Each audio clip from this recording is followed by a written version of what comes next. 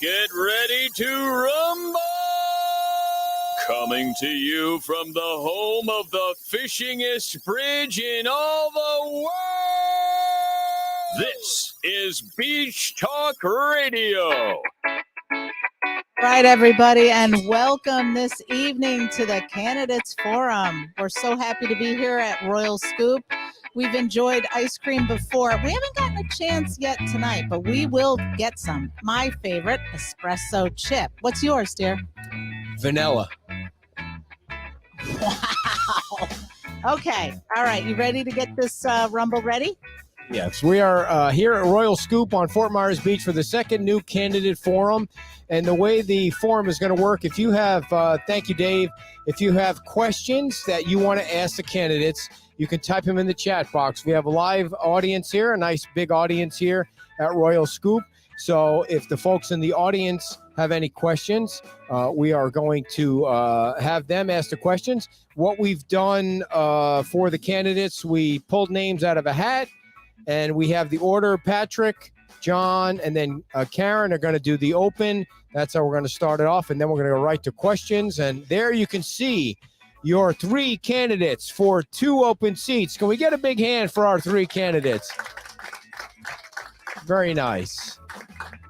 All right, so I have the clock running, Patrick, and you are up first to tell everybody who you are. 1 minute. How you doing? My name is Patrick Romko. I've been a resident here for 5 years. Most people know me as a teacher here on the island, but I'm much more than that. I'm just a, most people say, well, you haven't, how long you been on the island? What kind of activism have you done?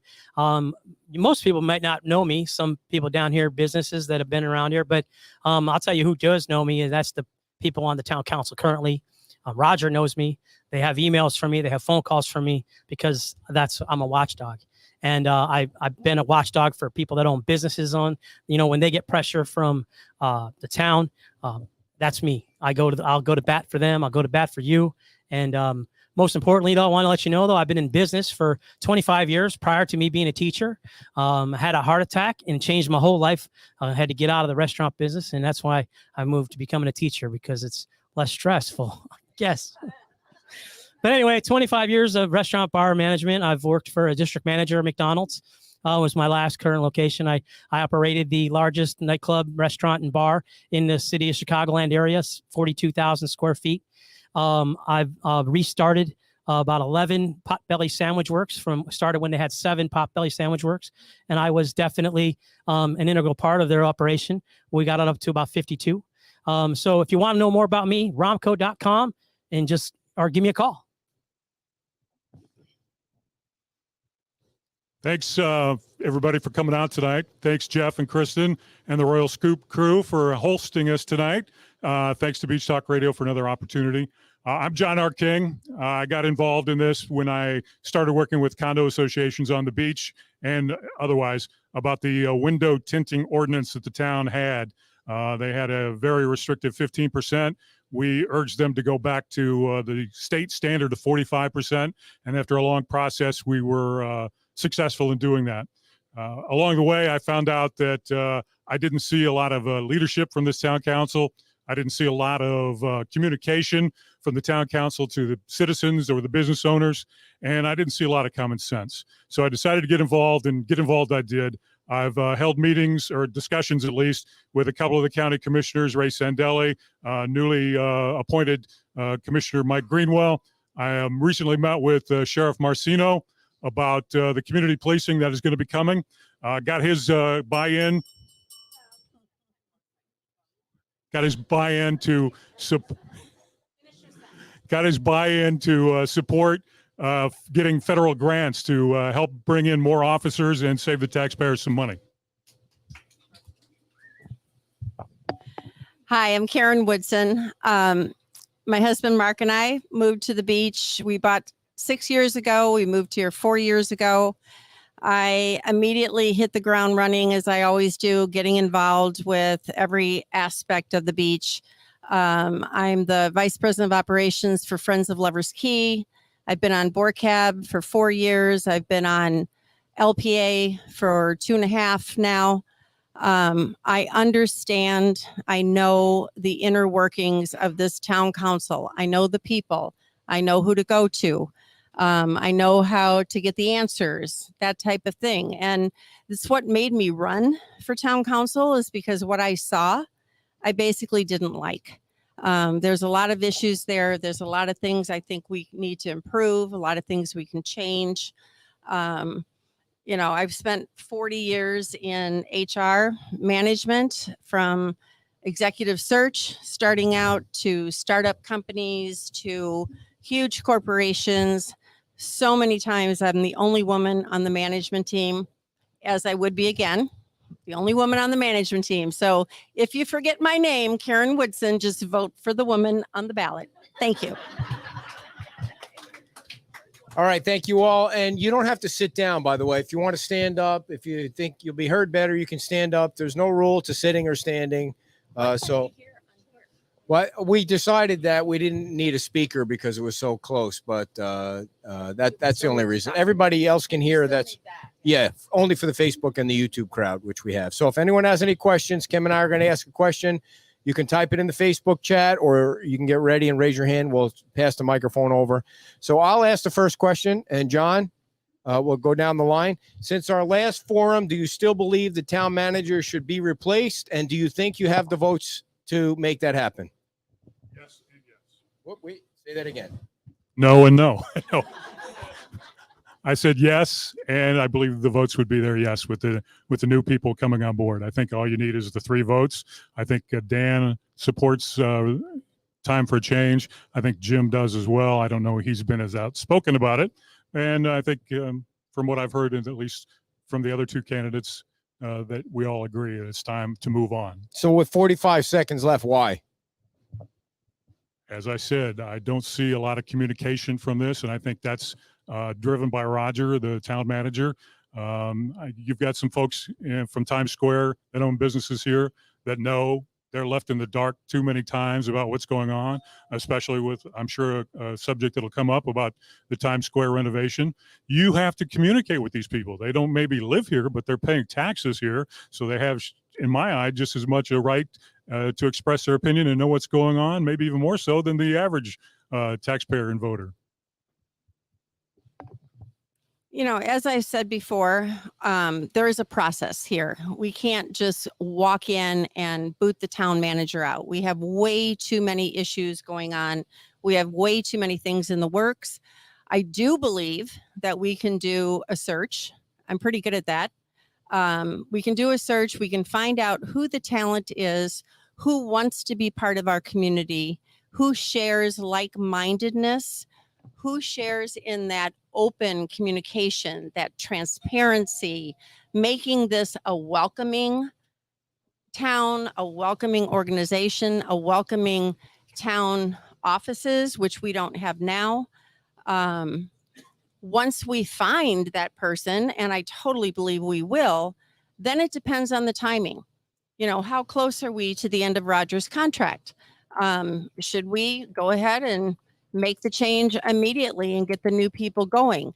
It is a process, it is a timing, but absolutely, I believe wholeheartedly things need to change. So I think November we need to start the process. And from what I know, not just talking to the current town council members that are staying on board, but listening to the way they have managed and talked in the last 2 years, I believe that he needs to. He hasn't been evaluated, and I think we've all evaluated him. If you've ever had a run-in with him, you've ever had a discrepancy with him, he treats this town like it's his fiefdom. And I remember during COVID, when I was just trying to pay a bill, I talked about that story last time, and he kept the town hall closed to everybody for overextended. Being a teacher, the schools were open, kids are in school, but I couldn't walk into town council. You don't have that. There's no transparency. And okay, everyone loves to work for him, but I like to work for a manager too that doesn't manage me.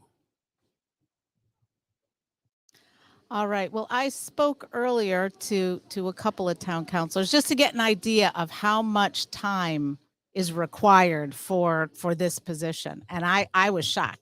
On average, what the response I got was between 20 and 30 hours a week, depending on, things that go on. You guys are all super busy. How are you going to integrate that into your schedule? So 2 of the groups that I'm on, BORCAB and the LPA, which take up a lot of time, I would have to relinquish those duties because they are liaisons to the town council. So I would be off of that. I've already given a heads up to Friends of Lovers Key, which is probably my most time-consuming group, and have said that I will happily do the fundraising gala that we have started to do. This will be our 2nd year. I will happily chair that again. I will do that, but everything else, I will no longer be the VP of operations there. I can't afford that time. Other things like the town council and that type of thing, those are basically, volunteer type things that I do. I'm retired. This is supposed to be fun time for me, and I'm having fun. But I do have the time, and I'm very good at delegating time, at organizing, at streamlining, and I have help. My husband doesn't know how much help he's going to be giving me, but he will be there to help. Well, I almost forgot the question, but what was the question again? Well, Patrick, I think the question is, you're a teacher, you work full time, you're working during the day, the meetings are during the day. How are you going to make the time to do it? I don't think that was the question. I think that's a question specifically for me. Well, but I mean, if you want me to address it, I'll be happy to address it. Or address it any way you want. I mean, I think it's something that you always want to hear, but everyone knows always said, well, you're a teacher, you can't make the meetings. Who said that? You did. I never said I couldn't make the meetings. I never said that. Did I didn't say, did I say you couldn't make the meetings? Well, you're saying I said you couldn't make the meetings. All right. So I'm just saying, I never said I couldn't make the meetings. I think it's just assumed that I couldn't make the meetings. But I've already talked to my principal. I've gotten permission to even to get on the council. I know how much time is involved, but I might have to cut back on my Thursday or Sunday karaoke's at Margaritas, or maybe not spend 5 nights a week hanging out at the Cigar Hut. I'm a single guy, but I'm 52 years old. I mean, I'm a part of this community. I spend my time in this community. I can tell you what I do on Thursdays. I can tell you what I do on Fridays. I can tell you who's playing where, because I'm an active member of this community, and I know where I'm going on Wednesday night. I know where I'm going on Monday night. And I just do that. And I still go to work every morning. And guess what? I get up at 5 o'clock in the morning, and the bell starts, and we're doing the national anthem, or not even the national, the Pledge of Allegiance at 7:05, and I start working, and I don't stop working until 12:30. After 12:35, I got a planning period, and by 1:37, the kids are out of school, and I can be on my way home by 2 o'clock. That's my contract hours. So I have a pretty easy job, I think, if you ask me. I used to work in a restaurant business where I'd work 12 to 14 hours a day. This is a pretty good job. I mean, everyone thinks, oh, you got all this, you got all that, but the reality of it is, for someone has 52 years of experience, 25 years of business experience, I'm great. Let's do it. I mean, I can manage it. Hey, no one's drunk. They're throwing things at each other. Thanks. Well, my full-time job is volunteer for the condo association where I live. So that would end in March. I'm not sure if I'd actually resign or just kind of be a lame duck on that. But my other full-time job actually was, with the intent when we moved down here, was to be a beach bum. And I was very successful at that for a while, at least hanging around the pool every day, every other day, and reading a book. And I haven't cracked a book or been able to be around the pool for quite a while, but I will be full-time and fully dedicated. All right. We'll take our first question from the audience. And sir, please state your name and go ahead and ask your question. I'm going to be loud so everybody can hear me. My name's Greg Skasny. So on the news the other day, our mayor was on the news saying about what we're doing with these projects, the $10 million that we borrowed, and that we hope to get the rest of the money from somewhere. I got to be honest, as a taxpayer, that makes me squirm a little bit to hear that we don't know where we're getting that money from. So what would you do on the council to assure both financial transparency and financial responsibility when it comes to these large-scale projects that obviously aren't being managed properly, in my opinion, because we have a shortfall with the budget? Well, first things first is this is not the first time this has been talked about. Me personally, when I heard that they had the $10 million set aside as we're going to build this on a wish and a hope that we're going to have the money. Well, we'll pay it back. We don't know how yet. We have promises from the governor, or promises which we didn't have come through. But I still don't understand how you can run a government on borrowed money. I never understood that. But I mean, they always do it. Here, we shouldn't do it. But I think, again, it's going to come out of our pockets. I mean, heck, anytime everyone talks about cutting taxes, but the laundry list of things that the town council or Roger has put together in this plan, I think we need a 5-year plan. Let's stick with that. Let's get fiscal responsibility. Let's look at the fiscal plan for the next 5 years, maybe, and then a 10-year plan. Because I mean, to just come up in a year and say, oh, well, we talked about this, we want to do this, we want to do that this year. Well, hold on a second. No one operates their business that way, and most people don't operate their households that way. So I just don't understand how we're going to run our government like that. So that's my opinion. Yeah, I have those concerns as well. And I like what Patrick said, and I know Karen's mentioned it before. It's time to get some strategic planning. But what I will do is, if I sit on that council, is I'll be very vocal about what's going on. I want transparency. I want communication. I'll be holding meetings every month with business people. I'll come down to Times Square if that's what it takes. Or I'll go to the library and sit with voters to let them know what's going on in this town every day that I'm there. And if something comes up, it's time to readjust. Families do it all the time. Individuals do it all the time. Businesses do it all the time. You sit down, you look at it. Where are we? Where do we need to readjust? And I'm not going to raise your taxes. That'll be my first, well, actually, this month I'll be working to make sure we don't raise the millage rate, because I think we have enough money as it is. So I know for a fact the last time we looked at our strategic plan was in 2017. Obviously, we're 5 years out, and that is not the kind of planning that I would think is optimum. I also think that we should start looking at other creative sources. You know, where does all of our tourism tax go? Yeah, I know it goes to Lee County, but are there loopholes? Are there other things that we could be looking at?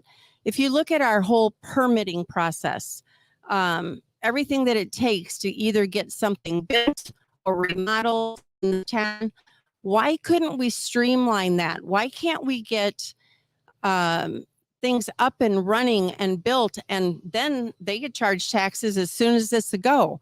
Why can't we be looking at outside the box creative solutions for some of this, not just at a millage rate? That's easy. Oh, we can just raise that and then all the households pay. We are a tourist city. We live, thrive on our tourism. How do we take that tourism and work it to our benefit, work it to our advantage, and have the money coming in more to offset our homeowners? My name's Penny Jarrett, and I am of the understanding that the three of you are leaning towards granting a special exception for Mr. Rood and Kramer for their 300-foot bridge that would go over lagoons and would interrupt significantly the flow of the lagoon water. It would impact significantly the shorebirds that utilize that area. My questions to you are, who have you spoken to fully understand this very important issue that if you were to be elected could potentially change what has been 4 years of residents speaking out that they do not want this granted to two property owners? And then tell me what species are in the critical wildlife area that you're familiar with that really depend upon this natural area that we call the environmentally critical zone? Well, yes. As far as I know, all three of us still support that. At least I will say I do. And the one person that isn't here, the incumbent, also supports it as well. And as last I knew, as of the end of July, he's the only one that took money from the two property owners. So I'm not being bought by anybody, but it just makes sense to me that this private property owner has a right to put this on his property. He got the clearance from the Florida Department of Environmental Protection. He got clearance from the Florida Fish and Wildlife Commission. And so that's one reason I support it. They weren't concerned about the critical wildlife area or the birds there. And also, I think the town has been silly in fighting this. When they agreed to have a solution to this, they didn't want Ed Rood and his neighbor crossing over into there because of the wildlife. But as a settlement, they were willing to open it up to the whole community, which just boggles my mind. You don't fight something like that and then say, but we didn't really mean it. We've already spent, at least I don't know, I got $105,000 has been spent on this by the town as of June 23rd. I know in the past, the mayor has said it's been as much as $500,000. And you've also have a lawsuit potential of $1.5 million for a Bert Harris injunction. Karen. So I've talked to a lot of you about this subject, and I have more on the docket. I'm meeting with the Audubon group next week. I've talked to many of the citizens. I get emails every day. I have meetings set up with other homeowners here. The one thing that I did is I went back to the original meeting in October of 2019. And trust me, it wasn't easy because it's the only meeting that is not on the recordings for all of 2019. Was the meeting about the beach walkover. And what it was, that's when we still had Dan Hughes. And Dan Hughes, as you all know, and maybe some of you knew, but I don't think so, but Dan Hughes was the most solid person in this. He wrote half of the ordinances of this town. He wrote, and when he said in that, he went through point by point by point. There is no reason, there is no legality that these people should not have this walkover. And oh, by the way, the walkovers are meant to protect the species, not interfere. When I first heard of this issue and how long it's been going on, the one thing that really caught my ear, and because I'm a watchdog of Roger. I mean, really, ever since he had me threatened to be arrested, I just watch and listen to everything he has to say. And when he brought up the fact that he tried playing that pay to play, well, if you make this, do that, it's quid pro quo, right? If you let it open to the public, we'll let you have it. So my opinion is that was why I jumped on that bandwagon, because that was something that's already been promised. It was something that was promised. If you do this, if it's tied to this caveat. And that's how I jumped on the bandwagon. But since then, I'll be honest with you, I mean, after the ruling that came out, and I know there's more information that needs to be heard. We got to, there's time's going to tell us. Things are going to come out in the next couple of months so we can make a better decision. But I've met with the Cindy and Steve Johnson, spent a long time listening to that. Leah Gregg, my old neighbor on Palermo, she's an advocate for it too. And, there's some very interesting concerns conservatively. And I'm an Eagle Scout, and got my Eagle Scout when I was 18 years old, 17 really, but it's 18 years old. And we've been in the woods forever. I'm all about nature. So I'm not trying to hurt anybody. I do know that certain dune walkovers, like I said in Sanibel before, do protect in some ways from people walking on, treading on it. But I don't know for a fact. So I will definitely take the time and do the research and then answer that question in November. Good evening. My name is Ellen Vaughn. I'm a resident of Fort Myers Beach. I live at 7500 Estero, which I call the suburban end of the island. And following up on Penny's question, which is a very interesting topic that has been of great concern to a number of people, residents of this island for a number of years, I want to ask the larger question. What do you think are the most critical topics that need to be dealt with by town council? And I would ask you each to name 3. And then of those 3, say why each of those is critical. If 3 is too many for a minute, then do what you can. John just went. So number 1 for me is lighting of Estero Boulevard. We've been talking about this forever. And my understanding is that we have FPL actually approved the testing that they did for the amber lighting. So I want to see how we start moving forward on this immediately. So safety is always number 1. Lighting goes with it. The other is community policing. I have met with Lee County sheriffs, Lee County captains, Lee County everything, meeting with Jesse Purdon, who has done the whole community policing for Bonita. I meet with him in 2 weeks. Just to understand the ins and outs and all the issues that we have with this. Probably the third thing that I think is most important is our redevelopment. What do we want this island to look like in the future? We don't have a plan. The last time we've done our comprehensive plan, it's been years. We need to have something in writing. We need input from our community. We need people to come and voice their opinions and see where we want to go. What do we want this town to look like in the next 5, 10, 15, 20 years? We don't have that plan right now. So to answer your question, I think the number 1 thing is street lighting is another concern, and that's tied to the number 2, which is safety and community policing. And then number 3, my opinion, is the town management, the fiscal responsibility, the budget crisis.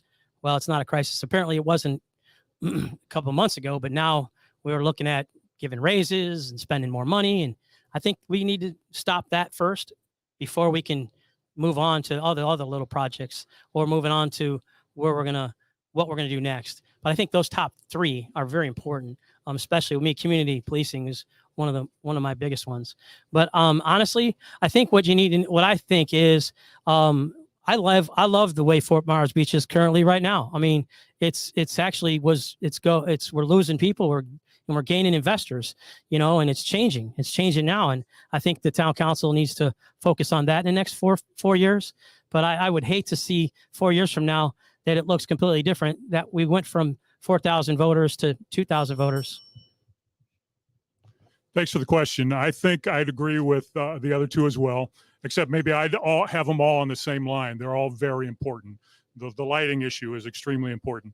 Community safety and public safety with community policing is very important. Like I said, I had the pleasure of meeting with Sheriff Marcino, got his commitment. He asked me what I thought community policing looked like. I said, you have enough people that are interacting with those people on the beach every day and in the community so they know who they are. They develop a relationship.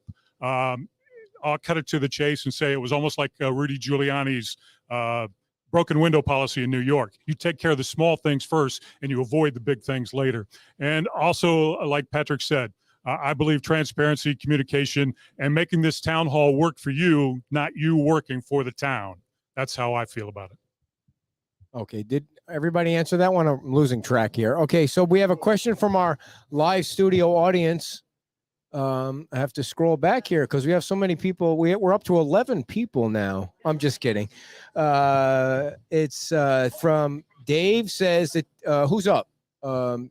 Patrick's up. The town has proposed enormous increases on licenses for beach chair vendors, watercraft vendors, and other private companies operating on the beach to raise additional revenue. Are licenses a profit source for the town or a vehicle to control the operation of those businesses? Patrick. Oh, great.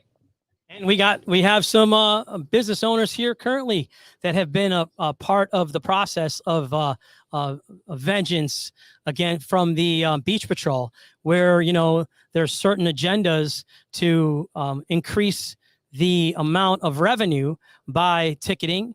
We had the sound ordinance thing where they used to go around and they had a list of businesses that somebody put together to go out and specifically target those businesses for noise violations. They'd stand there within 50 feet with a meter, and then they would wait to fine them $1,500. And like, we need money, go get it.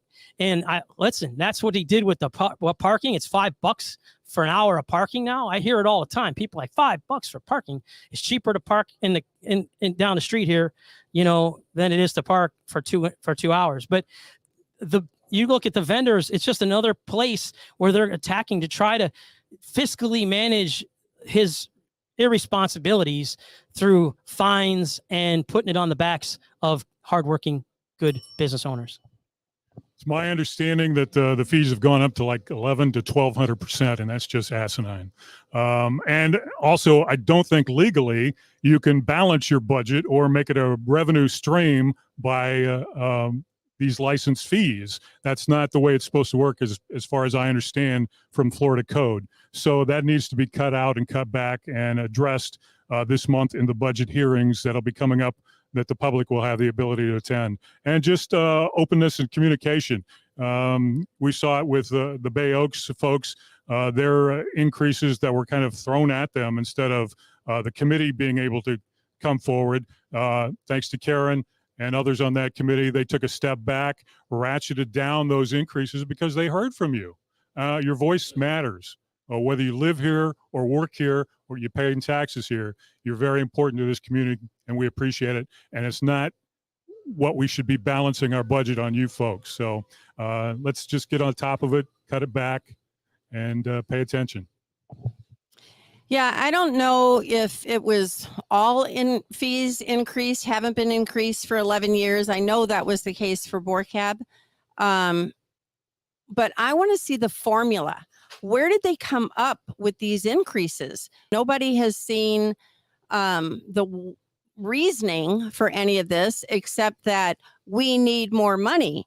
Well, maybe we do and maybe we don't, but how is this presented to everyone? All of a sudden, they just get notices, they get the outline of the budget, and now we're up 1,200%. Who says? Where's the formula? Where's the reasoning behind it?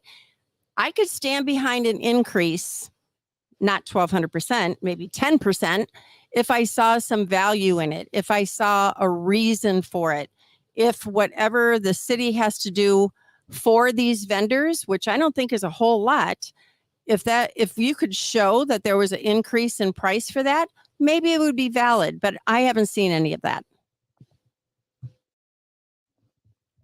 My name is Bill Pullman. I have a question on millage. I know we've gone for several years without an increase in the millage, but I understand we're moving into uncharted waters here. There's an estimate, and although we haven't had an increase, there's going to be a raise in the estimate. And when is that finalized? And can you elaborate a little bit on that and give us an explanation? Town council voted 5-0 to increase the millage rate this year going forward from 95 cents to 99 cents. It is part of the ongoing budget process. It is going to be discussed on the 8th and the 22nd, I believe. That's where the public can come in and give their opinion on it. It can be rolled back, but it cannot be increased above the 99 cents. I don't think we need to go up to the 99 cents just for the mere fact of the increase of property values that we've seen in this beach community over the last few years. When we're adding more housing, you've got Grandview condos coming online at some point in this year or next year. They're going to be paying into that as well. So does that answer your question, Bill? Thanks. When I actually was in that town council meeting when they voted to at least bring that millage rate up to 0.999, who's to say if we're going to use it or not, but at least we have it there if we need it. Well, I'm sorry. Again, that's not the way you do budgeting in the real world. That's not the way businesses are run, successful businesses. And we need to take more of that business philosophy into our planning and our adjustments, not just run willy-nilly with no reason. Oh, well, let's just use it because we have it. That's not a reason to raise taxes. And again, as I said, let's look at more creative ways. Let's look at getting the streamline process down of permits and everything. Let's get buildings done. Let's start making, look at ways that we can tax tourists. We don't have to foot the whole bill for our tourist community that we've created. What are other things we can be looking at, not just millage rates? I think they did a good job of answering the question, so I'm just going to give you my opinion. And I think that I think I don't know how, it's again, mismanagement. That goes on the agenda by the town manager and it gets voted on. And maybe it's in there for a specific reason. But if I'm looking at it and I think, well, wait a minute, I know that we just, our revenue's going up because of the tax assessments going up. Margaritaville's coming in. We're about to get a ton more taxes in from that. Like John said, the new buildings on the south end. Why don't we wait? Why does everything have to be rushed today? Why do we know that the town council is changing? So this is the only way this person is going to get what he wants. I don't know, but I think it's maybe specifically targeted for this town council to answer that now, because the next town council probably wouldn't do it. Hi, my name is Jason Ingram. We own Mango-Ritas on Times Square. And we used to live in Cape Coral. We now live in Fort Myers. We don't get a vote here. But what I did notice is in Cape Coral, they're very good at self-promoting the downtown business area. We are horrible at it in this town. It is non-season right now. No one's paying $5 an hour to come eat at my restaurant. So they've already got $20 invested in dining at any of the restaurants in the downtown area before they spend 1 penny at our restaurants. It's not happening. That's why there's no traffic, and there never will be unless we fix that issue. Cape Coral has hot rod night, bike night. They have all these things. What can you all see in the future to promote the businesses in this town and not just put the strain on the businesses to have that burden for 2 or 3 months to fight through that? Our staff making no money, us making no money. There are hundreds of thousands of people over that tiny bridge. How do we get them here?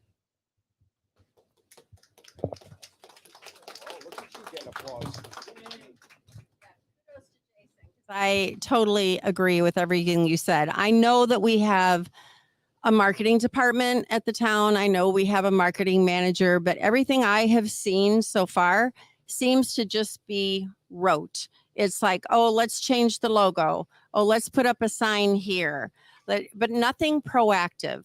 We have to actually, again, in our planning, what do we want? And marketing is a huge part of planning. What do we want this to look like? How do we bring people into this community, not only just for tourism and for dinners? Like, this could be a prime time to have all of our local people from Fort Myers and Cape Coral and everyone else coming and visiting, and then going back talking to all of their families. I mean, that's just ground floor. But what are we doing as a town to market our positive influence and positive restaurants and everything else? You know, creating events. I know the town council, or not the town council, the chamber does a great job in creating events and getting word out there. And that, how do we piggyback off of the great things that our town council can add on to, that people can get to know?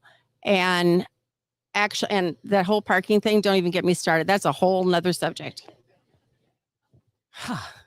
So I see it too. I mean, I don't, most people don't know, but before the Cigar Hut moved from the location where it was, where now the new bathroom facility is in Margaritaville, to the location off of Old San Carlos 440, by the way, I sat there for 2 years to try to get that business started, to put in the time so that Steve, who owns that business, could, you know, support himself until the Margaritaville decided what they were going to do, because his building was up for grabs. We didn't know what was going on. And I sat there every day telling people how to run the operation of the machine. Number one, you get people that come here with money in their pocket and they can't use it to park there because it's automated. You need an app. Number two, let's do this. Let's just say, and it's just like in school season when it happens, from June 1st to October 1, free parking. Why not? How hard there's the only reason I think they do that is so they can find people, because they're very good at going around and putting those tickets on the cars. They got an app that manages that for them. So it's not just about the $5. Let's talk about the fines they get. And if you don't pay it within 3 days, it doubles or triples or quadruples. And these people are leaving town or not even here. So I agree 100%. Let's back but here, you want to know who's in charge of our business? Jackie Lissick. That's what, we don't have anybody. Jackie does all the work. Jackie and her, that's who manages the promotion of all our businesses. Our town council doesn't do anything. Sorry. Jackie, good job. Jason, thanks for the question. Thanks for the risk you and your wife take in being business owners. I know it's frustrating. I grew up in a small family donut shop, and I swear the only reason my dad had kids was to have employees. And back then we also changed the remote on the TV, or to change the channel on the TV. But I know what a struggle it was. My dad, our business got wiped out by a semi-trailer truck one day. My mom and dad were in there. My dad fought valiantly to get her out of there because there was a gas leak. And we were down for quite a few months.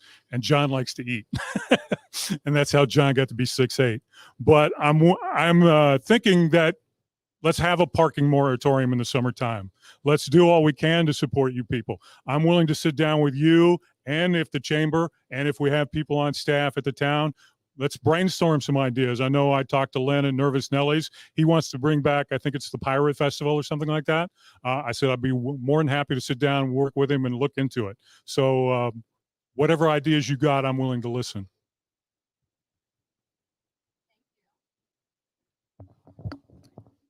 First of all, I'm Sherry Smith, and I'd like to say thank all of you for getting involved. I have been here for 31 years, and I'm probably one of the few people on this island that's still here that was a member of the incorporation committee. So I have seen a lot of changes, and I have a few questions that I do want to ask you. One of the reasons we incorporated was so we could have our own destiny, and it was for the residents and for the people. And I'm really glad to see you guys agreeing with that and the transparency, because that has kind of gone downhill. But one of the things I'm very concerned about is special interests. That was another reason we incorporated. And I do not approve. I'm sorry to hear the views on the walkover, because that is a special interest type thing. Our beaches should be free and open to everyone. You do one exception, and you're going to have boardwalks all up and down this beach. One storm, we're going to have a mess. And my question also is, if you do go ahead and do this boardwalk, who is liable if there is an accident? So my understanding is the special exception is for their property. So if there is an accident, it would have to be the homeowners of where that boardwalk is or dune walkover is. That was part of the reason too, when they said no to having it open to the public, there was too much liability there. They're willing to have it open to their neighborhood, who is also cut off from that, which is 9 homes, but they are taking that responsibility because if something happens on that, it's their responsibility to replace. It's also their responsibility if there is an accident and some injury, it goes with the territory of property ownership. So it would be on their property and they would have the responsibility for that. I had to write all that down. Sorry. I'm going to start with the originality because, you know, when they incorporated, I mean, obviously, you know, I asked those questions when I first moved here, you know, because, you know, a lot of people say, well, why don't we just give it back to the county, you know, if we can't manage it here. And, you know, people said that. Then you look at the original incorporation as they, you know, and Ray mentioned it in a meeting a couple weeks, a month ago, and he said that, it was incorporated to have us protect our society, our little 7-mile beach island. And I've only been here 5 years, but I love it here, you know, and I moved here because of that. I didn't move to Naples. I didn't move to St. Pete. I moved here because of the people, of the way it's designed. And honestly, I'm afraid we're losing that. I know people that have lived here and worked here that can't live on the island anymore because they don't have annual rentals anymore. And, you know, so I would like to keep it the way it is, you know, and having new businesses come in and, like, you know, more Margaritavilles. Maybe we need to manage that better. I think we need to make sure our planning committee has that in target in line. So as the dune walkover, you're right. I don't want to see the whole beach filled with dune walkovers. But again, this is one issue that I got to go. But Sherry, thanks for what you did to get us to where we are today. That's I'm very appreciative of that. Thank you. As far as special interest, for me, the voters, the taxpayers, and the visitors to this island are the only special interest I will have. Again, this is a private property. I think Karen covered that pretty well. But because you grant one special exception doesn't mean you have to keep continuing to do that. It's on a case-by-case basis. So I hope that answers your question, but I think the others did a good job of answering it as well. Okay, I have to ask this question for Michelle because she's yelling, why didn't you ask my question? But it all scrolled up, so I forgot. So the question is, the sidewalks in the right-of-way areas along the businesses north of Red Coconut are always full of trash, and they're unkept, and the grass and the hedges are untrimmed. Would you support a requirement that the businesses that are next to the sidewalks be required by ordinance to clean up the trash and keep their property neat on a daily basis? Thank you for the question, Michelle. Who's up? Patrick Romko, ladies and gentlemen. Well, I'll tell you what, we have, we all walk up and down the beach every day, and we're the ones cleaning the beach, the citizens, right? We're the ones walking up and down the street, and we see, you know, you go out and you watch Turtle Time, and we just go out to look at some nests, and Cindy's picking up all the trash. Well, obviously I let her. I'm just kidding. I helped her. But, but that's what we do. We just do that. And I think, it's good citizenship, but let the businesses operate that. The businesses can probably manage that on their own. They're concerned about what their place looks like. That's their boardwalk. So I think they know that. I think what happens though is we need to have more of a focus on cleaning the actual island, the beach. We're focused right now on fining, ticketing people. Let's take those people that we just talked about in the summertime that aren't giving tickets. Let's have them walk the beach. Let's put them on the beach. Let's put them down the street. Let's put them to work during the time when they're not giving tickets out because we've let the parking decide to go for the summer moratorium. So I think we need to take the blue shirts and put orange shirts on them and have them walk down the street. I'm not going to mandate that the businesses do that. I think that's something that the city needs to look at. One of the things I want to do if I get on this council is sit down with each department head, trail them for a number of days, find out what works, what doesn't work. And then I want to go down to the frontline employees, sit down with them. What's going on? What do we need to do? I think I'll get some good answers that way, and I think we'll see some changes being made. Again, without transparency into what are the duties, what's everybody's job description, we don't know. I mean, we have no idea if anybody's even assigned to that. I do think if it is the public right of way, that is part of the town's responsibility. You know, I know myself, there's a pride of ownership. There's a pride of living on this beach. If I see something, yeah, I'm going to pick it up and I'm going to throw it in the trash. I think that's the way we were brought up, the way we were raised. That's not true of everyone. So how do you instill, or rather ensure, that that's going to happen? And so you have to review duties, responsibilities. Do we have enough staff? Who's going to be in charge of this? Can we hire high school kids after school? What do we need to do? Let's get creative. It doesn't always have to be because we always did it this way. We need to think outside of the box on a lot of these things.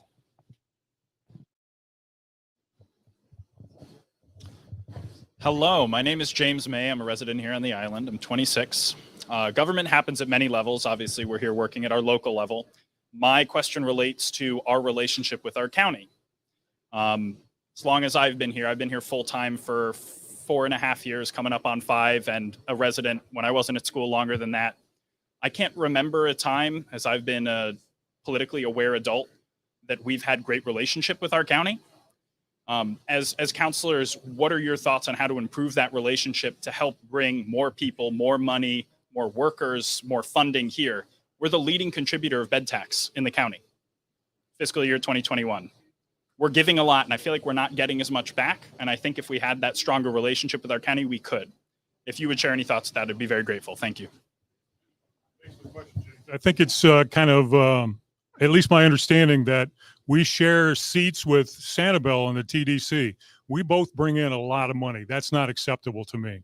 Like I told earlier, I've already had conversations with Commissioner Sandelli about improving the relationship, because that was one of the first things I noticed is there seems to be a lot of headbutting and a lot of egos involved.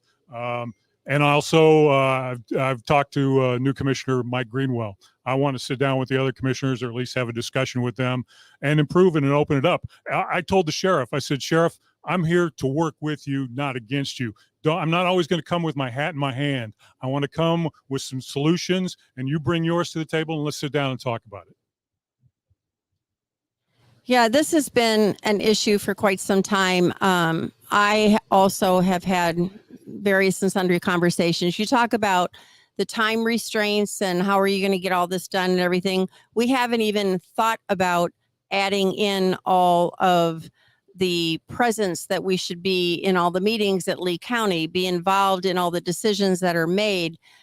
Speaking with Kevin Ruane, he said, you know, I can give you 3 or 4 things off the top of my head that were conversations with the beach that never took place because we dug our heels in. Well, you don't dig your heels in when you're trying to have compromise or when you're trying to move forward. You actually bring everybody to the table in a partnership and talk and have creative solutions and brainstorm. And where can we help you? And where can, you help us? And here's where we are at this point. How can what are your ideas? Where can we expand? Where do we need to pull back? I give a lot of credit to Dan Allers and Jim Adderholt. They are starting. They have tried to start this. They have been shot down many times. Not to say to start that, right? I mean, sounds like I don't know what I'm talking about, but I haven't met with Kevin Ruane or that. I'll tell you what, though, I have spent a lot of time talking to Dan and Jim because now I can, right? We're not in that sunshine law thing. So, and those are the people that I want to know from, because I know they're going out there doing it, and Dan and both Jim have gotten backlash, for actually doing that, So they hold their. I can put it to a realistic perspective, is that they hold the money in their pockets, and it's like, if we don't have a good relationship with them, then they're gonna hold back. Like it goes back to saying is they're willing to work with the lighting issue, but we need a plan. We can't just have 5 people with 5 different plans coming back to them in the back door going, oh, well, I know Kevin, I'll call him and we'll see about this. And, oh, I'll go there and I'll set a meeting with him. No, let's to get together as a town, build a plan, and then go to the county and then do it that way. I think it needs to be more professional, and I don't think it's been handled that way. So I think it needs to be more business professional. Anyway, it's just simple. When you're in the restaurant industry, if you're running low on cups, a restaurant down the street that's got cups, and you just manage it. You have to have relationships in business. So, John, you brought something up. I know it's Karen's turn, but we're going to go around the horn here. The way this the town is set up is that it's a strong manager and a weak council. And I don't mean that in a negative way, but that is the way it's set up. It's a strong manager, and then the council is not allowed to go out and follow employees around, and the council is not allowed to tail employees like that. You have to work through the manager. Are you guys suggesting in any way that the government of the town should change and it should be a strong elected mayor, or should it be the way it is now? Wait, Karen's got to go first. Okay, when you say a strong elected mayor, are you saying elected mayor by the public or elected, or Yes. what do you mean by yes. that? Well, right now it's not really an elected position. It's an appointed position. If you have 3 votes on the council, you can become the mayor. And so what John said was, you're not really allowed to follow employees around. You have to work through the manager. That's the way the government is set up on Fort Myers Beach. Is there a suggestion here by what you said? So, and I want your opinions on it, that it should be a change in government, that it should be a strong mayor who's elected by the people, and then the town manager becomes an employee and is not as strong as he is now. Because really, right now, the town manager has all the control over the government in the town. For the most part, he does. And yes, that is the way it is right now. I would love to go to other beach communities and see, take best practices of every community and incorporate that. I mean, I think where we are totally lacking is leadership. We do have a town manager that runs us ragged. No, and he's allowed to do that. He's allowed to do that by our mayor. Now, granted, the mayor is appointed by the town council, but you also vote for us for the town council. Could that be changed? Absolutely. I honestly don't know how that works in other communities, but the problem is that whoever is the mayor and the leader of our community is the one that either allows this to happen or doesn't. And so if you have a strong leader in that mayor role, or strong leaders on that council to talk to the mayor, this wouldn't be happening. So leadership across the board is where we're lacking. So I think a couple times when you look at the way that the manager has been mismanaged by the town. I mean, obviously in the last evaluation, we were waiting for, are they going to evaluate him this year? Are they going to evaluate him next year? Are they going to evaluate him? Are they ever going to set up a 2-year plan for him? Are they going to have some sort of a basis for him? They're not managing them, and that's what they're supposed to manage. So maybe before we look at redesigning and organizing the entire council, I think we need to redesign the management system first, and then let inform. And if you look at the town charter, it specifically says that they're supposed to manage the manager. We just need to hold the town council members to that. I've actually ran for mayor when I was in college at the age of 27 in Macomb, Illinois. And the town mayor managed everything, all the business. They didn't have a town manager. They didn't pay $170,000 and give a $600 a month to the stipend. They paid the town mayor to run the organization. Liquor commissioner, licensing, everything ran through the mayor, and they balanced the checks on the balance through the town council. So again, seeing that system work, it does work. However, I don't think it's right for right now. Did you win? I lost. I got 22% of the vote. But that's a whole nother story. All right. Yeah. Thanks, Ed. Ed, I'm not sure I agree with your premise. I've looked at the town charter, and it's specifically, from what I remember, refers to firing employees. The only one the council can take care of is the town manager. It doesn't say I can't sit down and discuss business practices or best practices with employees, as far as I can tell. So there's nothing wrong with that. So I think that's what I was referring to. Is I was trained in quality processes back in the 90s when I worked for the Regional Bell Operating Company. I know and understand quality processes. As Karen said, you go for the best practices. I'll sit down and job shadow those things. I don't think there's anything wrong with that. And if there is, then maybe we need to look at changing that. But I'm not talking about removing employees. I'm talking about understanding their job and how best to remove the roadblocks they might have in doing their job the best to the best of their abilities. Okay. I guess that we'll just have to figure that one out down the road there. So so Patrick is up. So the question I have for everybody is, how much money have you raised to this point, and who's your biggest contributor? I'm my biggest contributor. Tell you, to be honest with you, and it's not easy to do on my huge salary, which y'all know. But I'll be honest with you. I don't think you can judge this 7 Mile Island just based on funds and how much money you can raise. It's tight right now. To walk up to somebody and ask them for money, when right now they're paying more at the pump and they're having a hard time or they're struggling, the businesses right now. It was a speed round question. What's the total? I got a minute, 90 seconds. And I'm do. just saying this, is that I think having 10,000, how much does it cost to run for town council? And then if that's the case, if it's 10,000, 15,000, 20,000, tell me what it needs to be, because I don't want to be looked at because I didn't raise money that I can't do this. I can't knock on everyone's door. I know how to run a campaign. I know for a fact that having 150 signs cost me $1,000, $953 for 150 signs. How many signs do I need? Does everyone in the yard need signs? Or do I need signs up Ostero Boy? How much do I need money? to pay $1,200 a month for advertisement on Beach Talk Radio? It doesn't cost that much. I don't know where you got that $600, $300.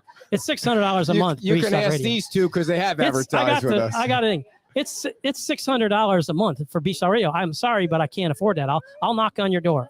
Hit my phone number is 239-766-0220. No, call me. I'll come over to your house. How much money you can even come over for hot dogs, Patrick, and spaghetti. How much money have you raised? The same amount of money I raised last month. How much? You'll have to wait and see this month, but I'm not going to answer that question. John, how much money have you raised, and who's your biggest contributor? Well, like Patrick, I'm my biggest contributor because I believe in me, but that was $1,500. I've gotten several $1,000 contributions. I haven't asked for a dime. I mean, I've kind of hinted maybe, but I hate to ask. I really do. I grew up, people always told me that it doesn't hurt to ask. Well, it did. I mean, I like to take care of myself. So I think it's probably around, it might be under 10,000. I'm not sure. I looked at it earlier when I filled out the form for this month, but does that answer your question? Yes. And by the way, you're both worth the money I've spent on you. $1.380. What is it? Fairy hair or angel hair or what is it that for Kim? Because, it's all for Kim's hair. Everybody knows that. Karen? Wait. So I okay. want to thank everyone who has contributed to my campaign. I truly have not gone direct and asked. I've put it out there. I've talked to people. I said, if you want to support me, that would be great.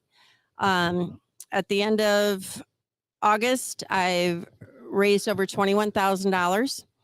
I am not going to tell you who my biggest people are because this is confidential. But I can tell you that people have been amazingly supportive. You can go online, you can see who's out there. It's all written, it's all documented.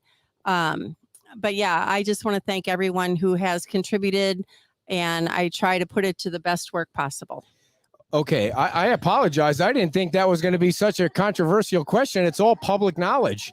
Anyone can go online and see what that answer is. John's next. Okay. All right. Here's the real question. Do you know, if you're elected, how much you will get paid as a counselor? $16,000. And I've agreed. 16. Your mic wasn't on. But honestly, I'm not in it for the money, and I'm going to take part of that salary. That was my wife who was the loudest response there. I'm going to take. You're making 50 cents an hour. I'm going to take part of that money and set it aside and donate it to nonprofits on the island because it's not about me. It's about all of you. I just want to be the stand-up person at 6'8" with the voice I have to represent you, and that's all I'm about. Okay.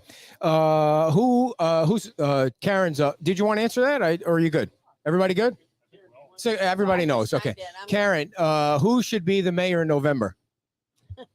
I thought we had this conversation already. Just in case we have a new listener or two, we want to make sure that we get that across to the voting public. So I truly believe it's between Dan Allers and Jim Adderholt. My understanding is that Jim would like to be the vice mayor and Dan be the mayor. And I am totally, totally supportive of that. I think Dan's got a great personality, very good at public speaking. I got my support 100% to be mayor for what this town needs. Plus operational, he'd be a good operations manager and keep the town manager in check. And I think talking to both of them, they'd agree. I agree. Dan Ellers, he dresses for the job he wants, and I want him to be mayor. He'd be a great face for this town, and he'd be a great support of this town. He'd be out there cheerleading. He's got the connections within Lee County. From the outreaches I've made, they all have wonderful things to say about Dan, and I agree 1,000% on that. Just real quick, I want to go back. I'll tell you a number of reasons why I like Dan. Every time I had an issue on Palermo with garbage at the 7-Eleven, couches behind the back, street flooding issues and security issues and safety issues, the only person that ever came to my door was Dan. Jim would call. Jim showed up a couple times, but Dan every time came to my door when I sent an email or called him, and he appreciated it. And that's why Dan Ellers. We got everybody, right? Okay. Do we have any questions from the audience? Anybody? Okay, come on down. Come on, Penny, we'll get to you next. I'm June Gates, and I have one question. It's what differentiates each of you from your competition, from the other candidates, whether they're here or not here? So your top strengths, however you want to interpret that, but what differentiates you as candidates? Who's up?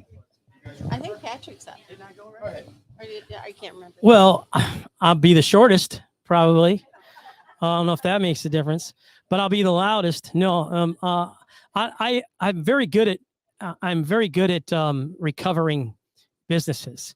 I've been really successful at that. I used to, when I operated McDonald's, I used to go in and take F-graded stores and turn around. I did that 6 times, and I'm very observant when it comes to that in management. And one of the reasons why I'm noticing a lot of things is because of the mismanagement. And I think as a watchdog, my experiences, not just that, with my background as political science major from Western Illinois University, by the way, that I have the experience. I have the ability to communicate with people. I'm very, I work at a school where I talk and communicate every day.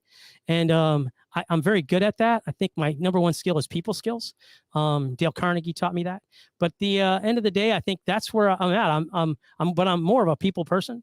And I want the best customer service we can get. And our customers are us, the residents, and our businesses and our tourists. So that's where I want to stand up for. I think at the opposite end of Patrick, I think we should go by height and maybe weight, but that's a touchy subject. I will equate it to something. I think this town will be served well by any of the three of us, honestly, that we're committed to coming to these things now, talking to you, listening to you, going out in the community.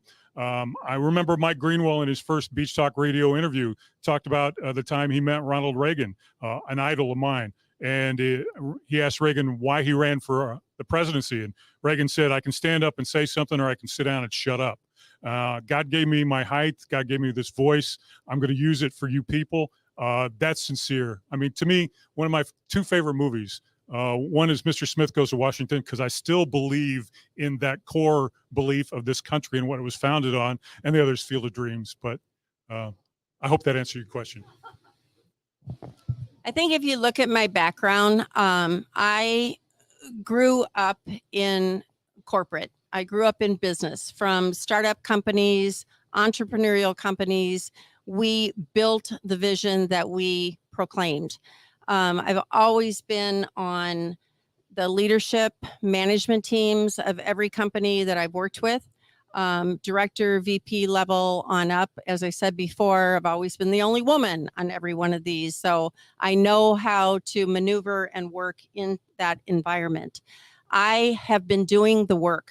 I've been here for 4 years. I've been involved in practically everything, every board I could possibly get on, every volunteer organization, to get to know the people in this community and to understand what we need. And again, that's why I'm running, because I was frustrated. I'm frustrated with what I see and what I think we can do as a community, as a town, to really get out in front of the curve. That's who I am. Oh, the other thing I wanted to say though too, am I out of time? So I'm very much of a collaborative leader.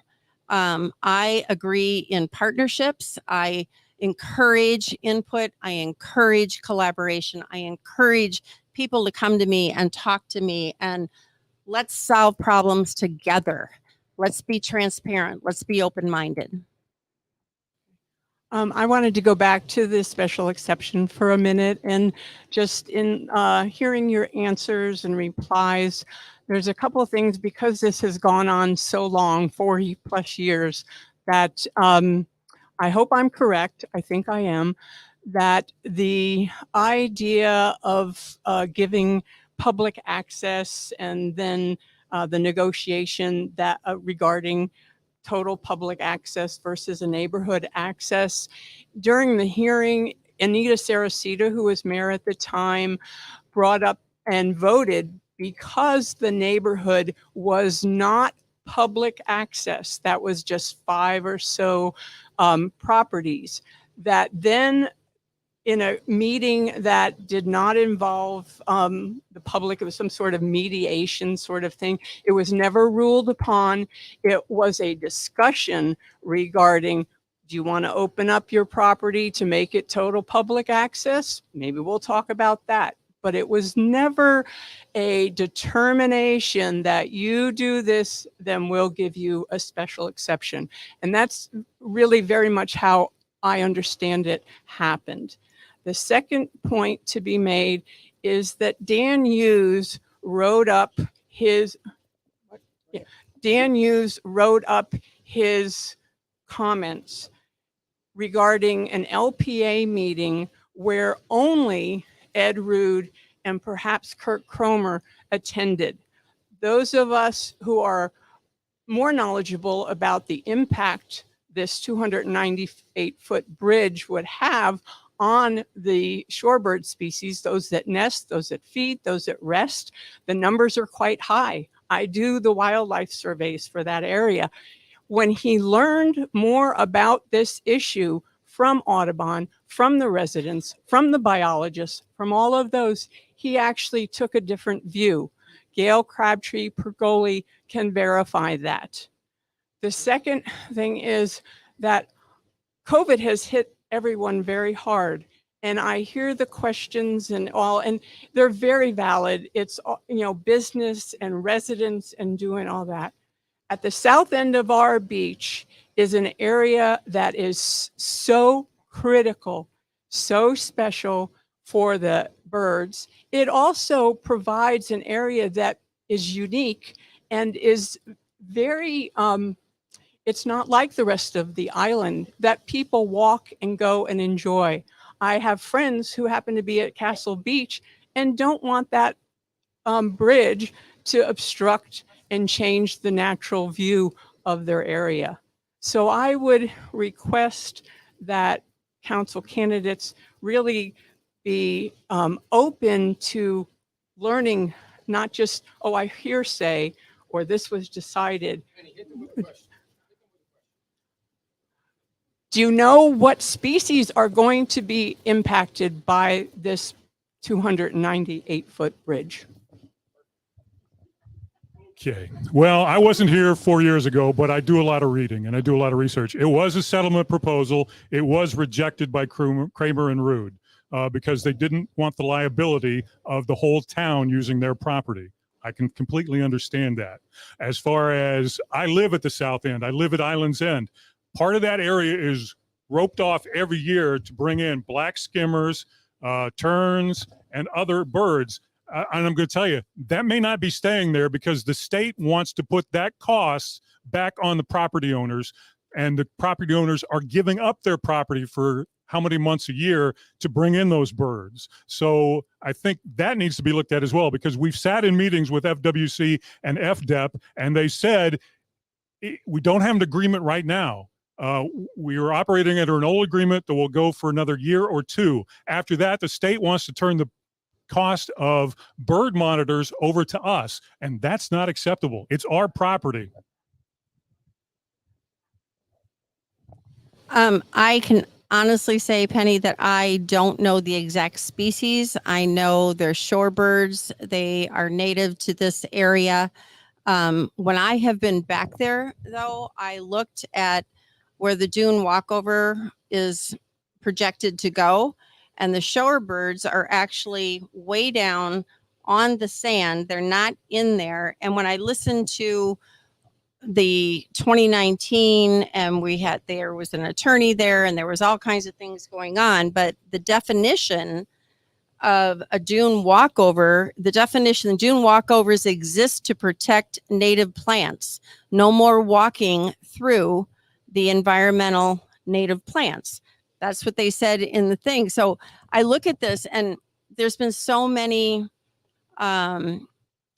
negotiations made. So this dune walkover originally was designed with all kinds of railing and all kinds of systems. That was all taken away because they didn't want the predatory birds sitting on the rails, attacking, being the vultures for all of this. So they took that all away. They made it one sleek walkover in that area. I don't think aesthetically it's going to do any negativity. I think if people use that, stay out of the actual native path. Patrick, I'm sorry, the audience can't hear, so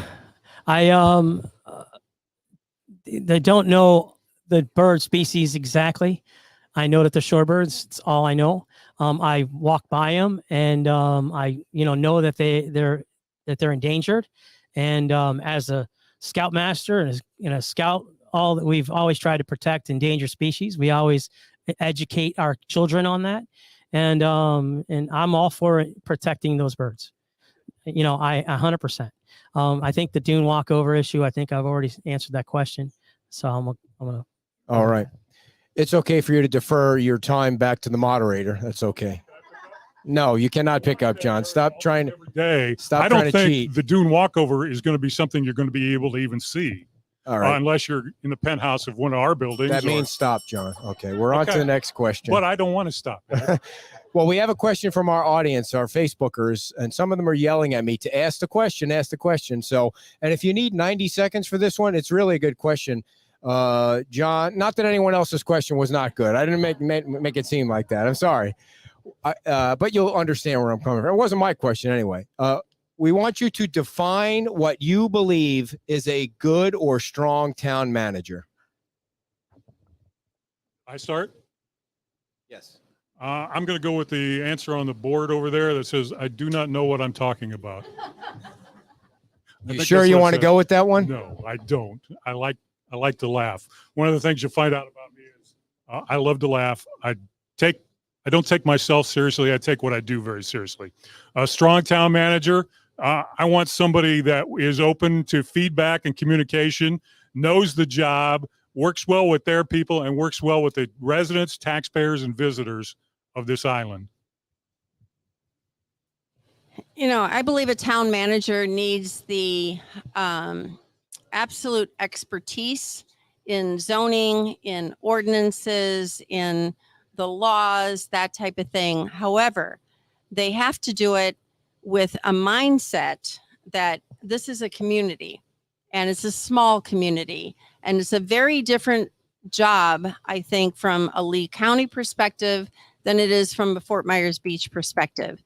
I mean, I think we have a culture that we want to maintain, that maybe we want to even get back to, because I think it's been lost along the way.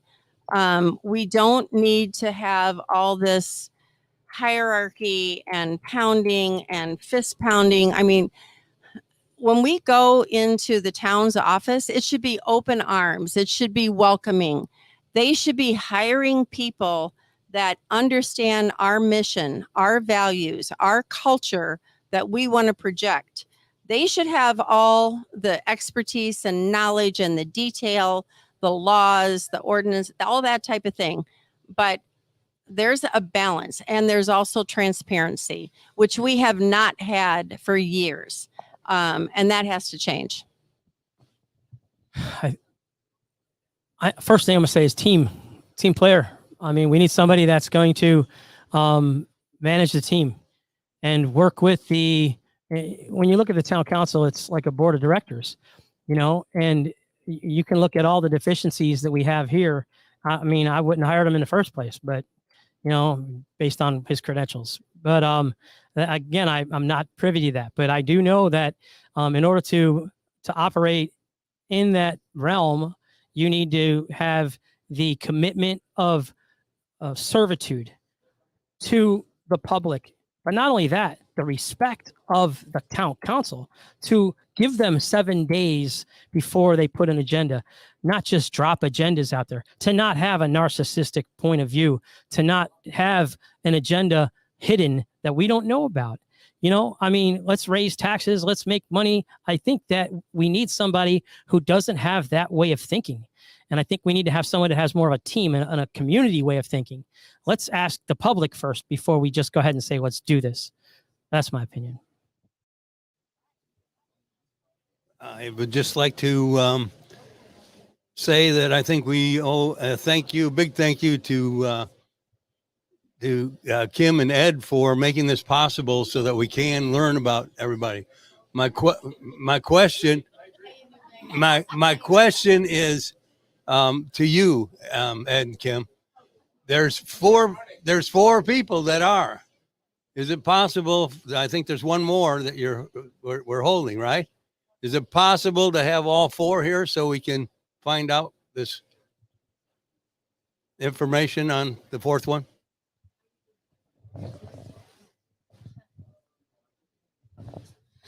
So to your point, I guess it was a couple of weeks ago, I reached out from a phone number that Ed gave me, and I reached out to Mayor Murphy and invited him to join us. I did not hear back, so I don't know if he did not get the message, but I, again, would just open an invitation that he would be welcome to come to this one or to any other one that we have here, because I think, I mean, this is my opinion, but I think it is important for you guys to get the full breadth of all the candidates. So I just wanted to thank you. And thank you for the question. And she'll be taking autographs after the show today. And what seat are you running for, ma'am? No, we do have one more left. And I know there are other forums that are going on. I know that the chamber is doing one called the Ocean by the Commotion, or Commotion by the Ocean, or something like that. And then the League of Women Voters has one. And I think everybody's going to be at all of those. But yeah, we have one more, and it's going to be at the Beach Pottery. And Bay Beach has one too, which all four candidates will. Now they won't be on. I don't know if anyone will be broadcast like this on Facebook. So if anyone, okay, we have one more question from the audience. And then if there's any questions, we'll take one more question from the Royal Scoop audience, and then we'll let you guys finish up and have some ice cream. The Bay Beach one, according to Gail Crabtree, who's been yelling at me the entire hour on the Facebook, like in capital letters. October 17th is the one at Bay Beach. So see, you got it wrong, Gail. Now I have to yell back at you. They're telling me it's the 13th. Do we know when the Commotion by the Artificial Ocean is, or September 21st? Okay. At what time? The Beach Baptist. 5:30. And by the way, next week at the Beach Baptist, Congressman Byron Donalds will be here. So if you want to see your congressman, that's on Wednesday night. Dang it. All right. The question from Diane is, how do you feel about employees' affordable housing? Affordable housing. Nobody can live on the island anymore. I have no idea who's up. So Karen, you go first. God, I would give anything to have affordable housing for our servers, our staff, everything. I don't afford it. This is a complicated issue. And Lee County has done so much in the last 10 years, which we are not reaping the benefits of or even the understanding of because we don't have a relationship. I do not think it's something that the town should push forward on. It is not the town's responsibility to become property managers. However, I do think it's the town's responsibility to work in tandem with all the good work that's been done in Lee County. Take, again, best practices. I keep going back to that. We don't have to create everything from scratch. We can look at all the best practices around us and see what we can do. But yes, we need to come up with some kind of solutions, even if it's free parking for our people that work here. So if they do have to drive, or I see a lot of them coming over on their bikes, you know, they're trying to get to work, people, and we need their help. Workforce housing.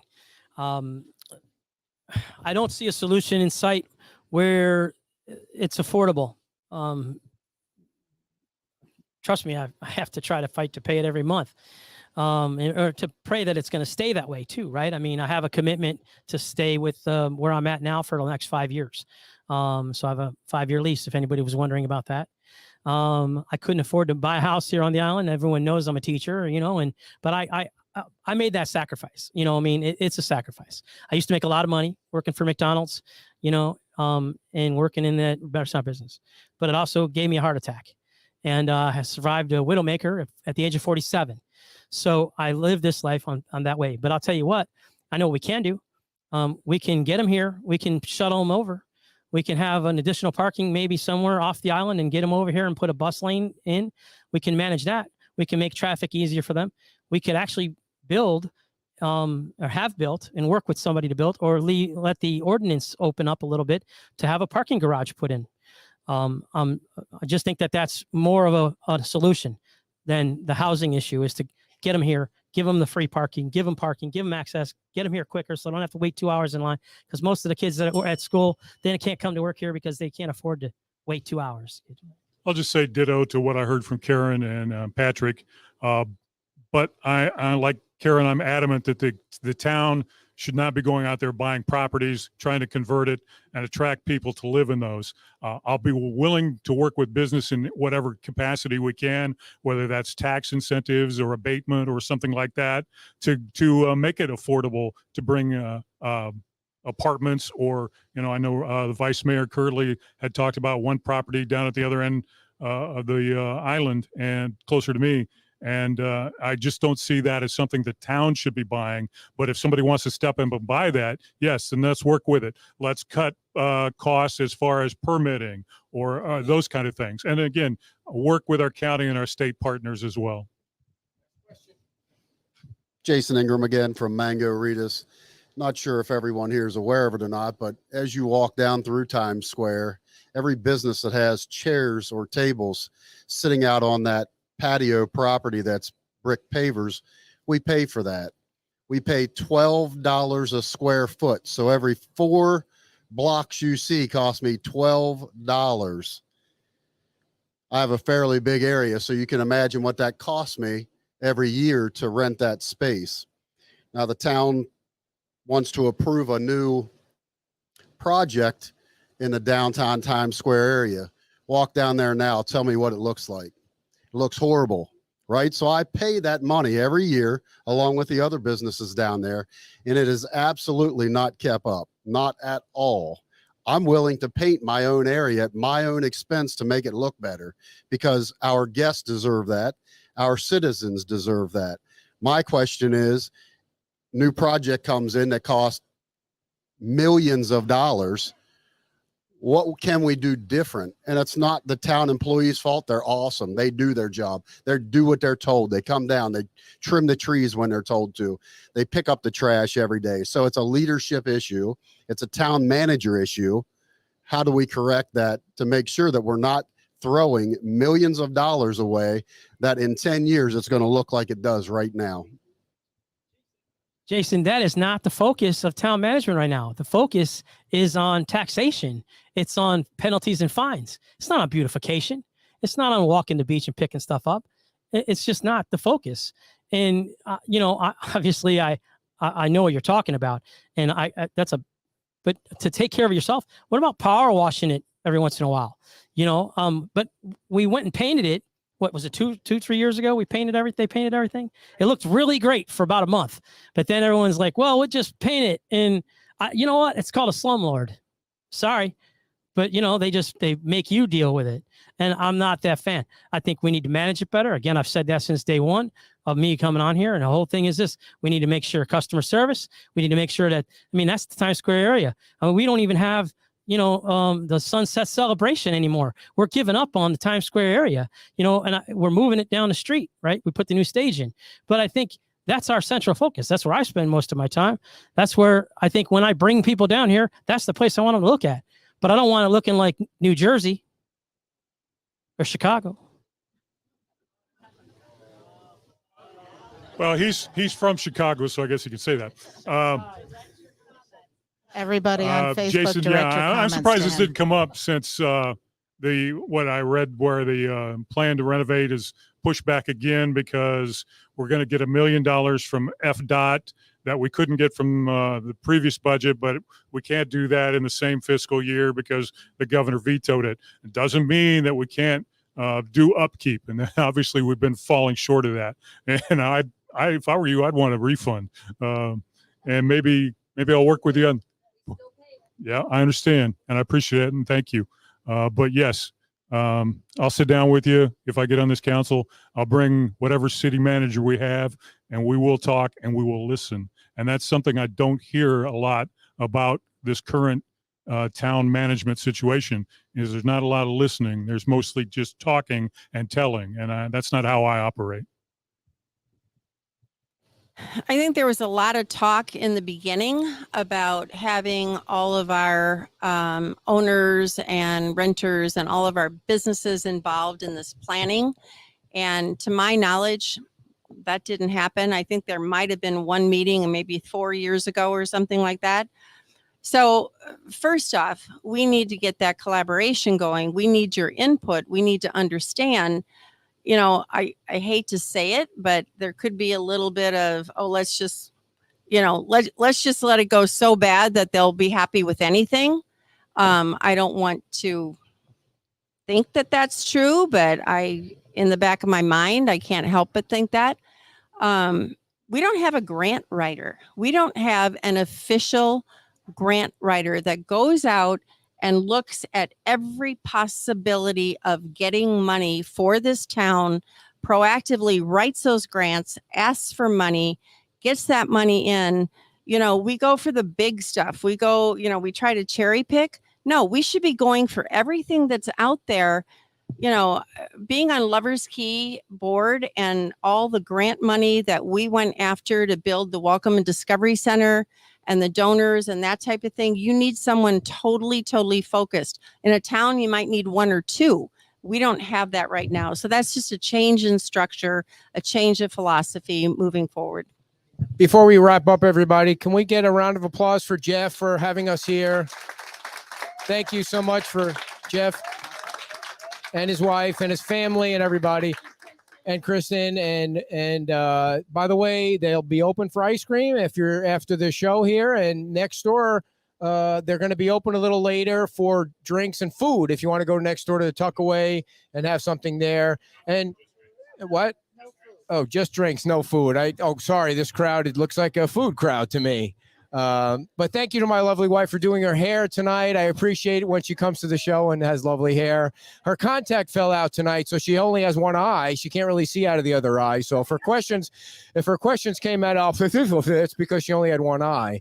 So we're going to wrap things up here with our closing statements. And Karen, I believe you go first. You have 60 seconds to tell the millions of people why they should vote for you. So sick of sitting and I move a lot. So I just want to thank you all for coming. I love the questions. Keep them coming. I truly am open to talking individually at any time. People know that about me. I'm totally approachable, willing to talk. You know, I am one of these people that I will try to listen to every viewpoint, everything, and then I'll make my decision. And usually once I make my decision going forward, it's kind of hard to change my mind, but I'm still open to listening. And if it should be changed, I will. You've heard so many times how many organizations I've been involved with, how many boards I'm on, all the board cab, all the LPA. But what that should tell you is that I can hit the ground running. I don't have to have ramp up time learning. I don't have to get to know everybody and what they do and who they are and what the political status is and, you know, who's doing this and who's doing that and who's behind the back and who's seeing, you know, what's transparent, what isn't transparent. I know it. And so I can hit the ground running. I plan on doing that. I'm a leader. If you want to know anything else about me, all of my information is out there. You can have my cell phone number. I will meet with you in person. I will talk to you by phone, whatever it may be. But I really appreciate you all coming out again. This is 2 out of 3. It would be great if we could get some new questions going. I think this is the second time we've had we had a couple new questions. So that was really good. Well, why don't you send in the questions next time and we can ask them for you. How about a big hand for Karen, everybody, before we let her go? All right, Patrick, you are up. You have 90 seconds. No, the ending is 90. Karen went 90. All right, sit down, relax, and have a cocktail or whatever it is you're drinking today. My name is Patrick Romko. I've been on the island, like I said, for 5 years, been active. I live by the scouting spirit. The scouting spirit and the Lord, Holy Jesus is my savior. And I believe in that, and he guides me. He gave me another second chance at life. But I'm not one to stand and be quiet. I'm gonna stand up for the little guy. Been the underdog most of my life, not just because I'm 5'4". But I always took care of my community. You know, I was raised in the city of Chicago, in Brighton Park, Bridgeport area. It's a very, and honestly, it's still a bad neighborhood. I dropped out of high school when I was 17, my junior year, because some kid got shot 3 times in the chest and thrown out the 3rd-story window. And I never went back to school, but I went back and I got my degree. I got 2 of them, actually. And I teach. So I think I've come a pretty good long way from where I grew up. But you know what? I also had scouting to help me out with that. When I was a scout in the program, it saved me, kept me and my family out of the evils of the city of Chicago.